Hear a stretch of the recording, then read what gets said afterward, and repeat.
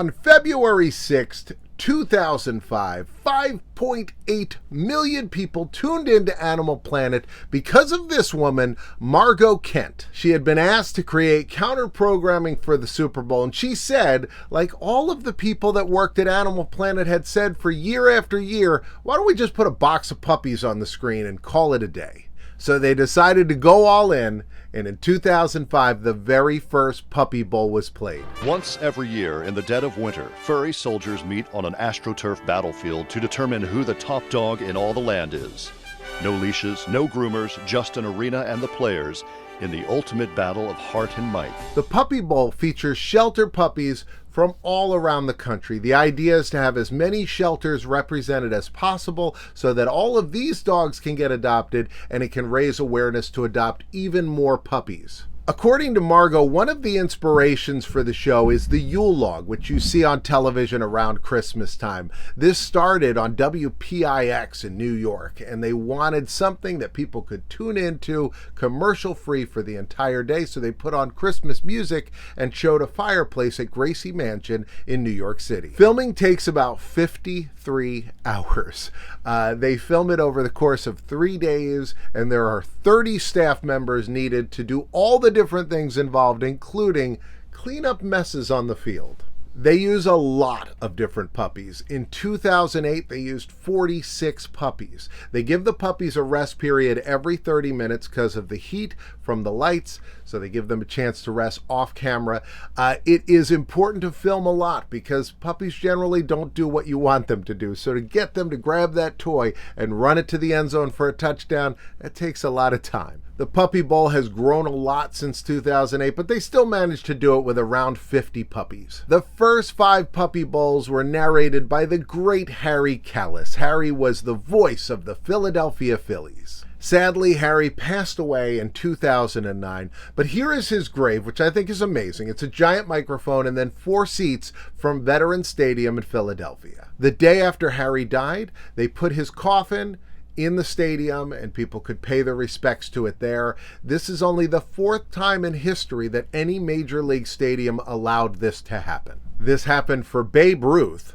Here's a quick story about Babe Ruth. In 1923, he was playing a game in Chicago, Yankees versus the Sox. Yankees are up 16-5 in the 9th inning when a dog wanders onto the field.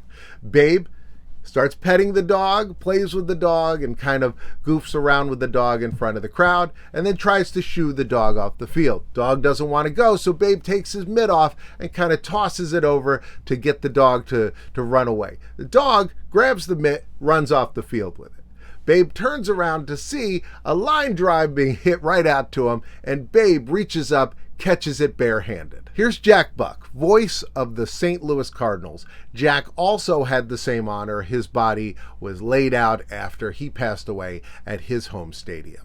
And the final person to receive this honor was Miller Huggins. In 1929, when he passed away, he was the manager of the New York Yankees, and this was the Murderers Row team of Yankees. So all baseball games were suspended for the next day, and they put his coffin in the middle of the field, and everybody went to pay their respects there. This is Jeff Bordner.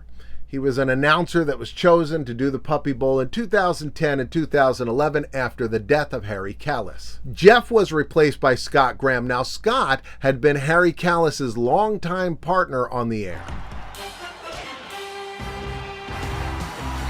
Aberdeen gets right back to it. He's got the ball, and he's looking for an opening.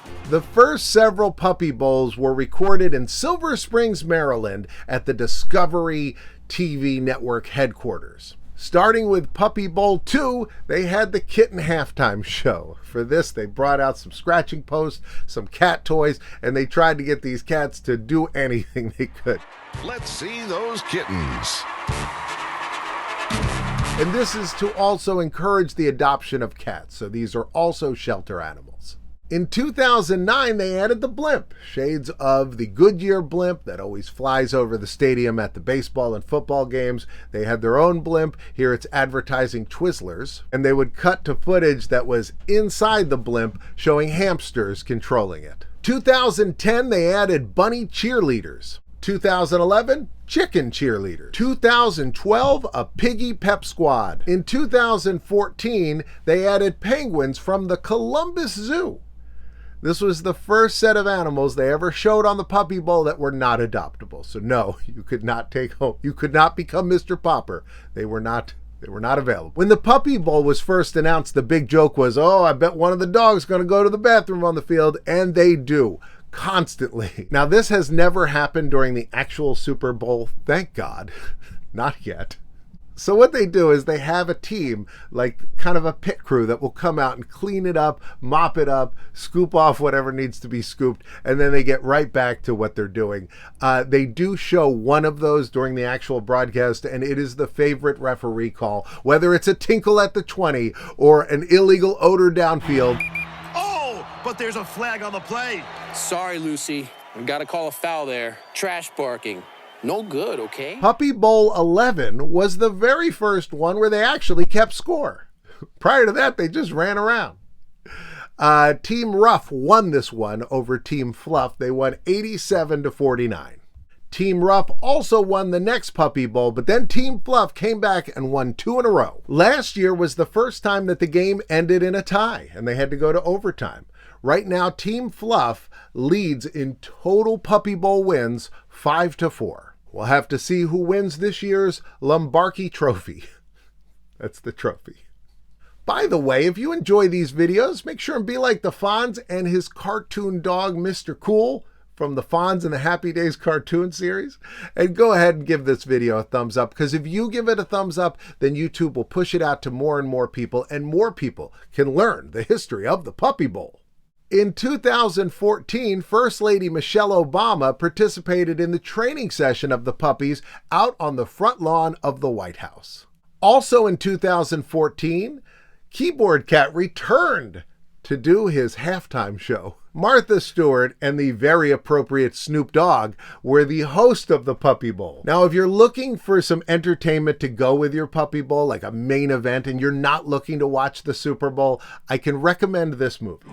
His name is Bingo. What is that, champagne? You've been drinking? He's cool. All right. He's casual.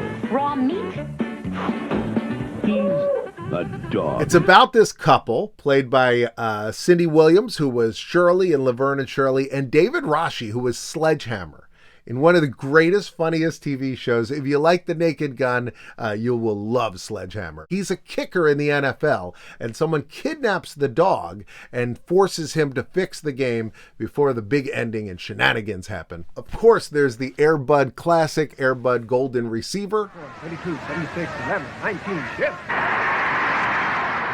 There you go, 1929, an all barky, not an all talky, an all barky College Hounds. I'm excited about this weekend. It's going to be fun. I don't know if you guys watch the Super Bowl or if you watch the Puppy Bowl or, whatever you do. Hope you're having a great time. You can make sure to come back here. I'll do a video that day and every day at 2 o'clock.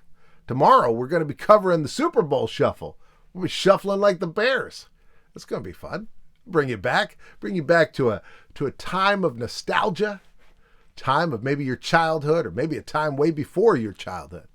Either way, we're going to cover that tomorrow at 2 o'clock. Hope you're here for it. I'll see you then.